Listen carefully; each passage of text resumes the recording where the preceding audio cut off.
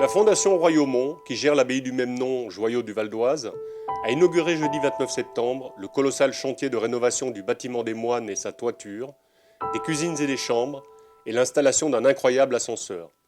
L'inauguration s'est déroulée en présence de Jérôme Chartier, vice-président de la région Île-de-France, Arnaud Bazin, président du conseil départemental du Val d'Oise, Aldo Cardozo, président de la Fondation Royaumont, et le sous-préfet de Sarcelles, Denis Dobo-Schunenberg.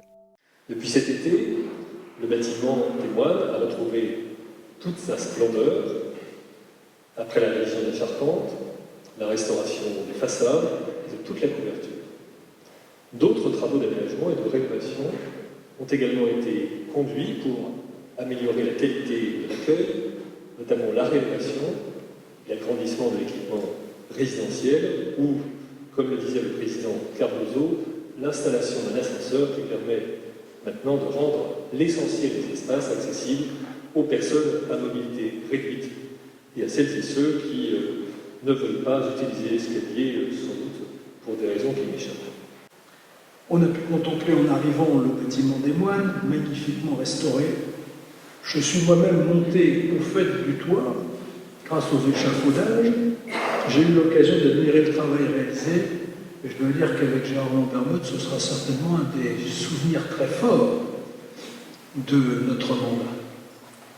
Non pas parce que nous avons eu le vertige, parce que tout est parfaitement organisé et mis en sécurité, mais parce que c'est une vision exceptionnelle. Nous avions conscience de vivre un moment tout à fait exceptionnel, nous élevant au toit de l'abbaye, au-dessus du toit, et en pouvant contempler d'ailleurs le travail fabuleux, merveilleux et impressionnant de la charpente.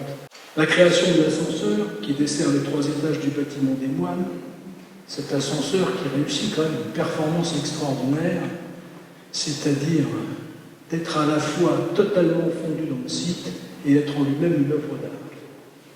La rénovation du hall vont favoriser des logiques d'ouverture, d'accessibilité et d'accueil chers à Royaumont.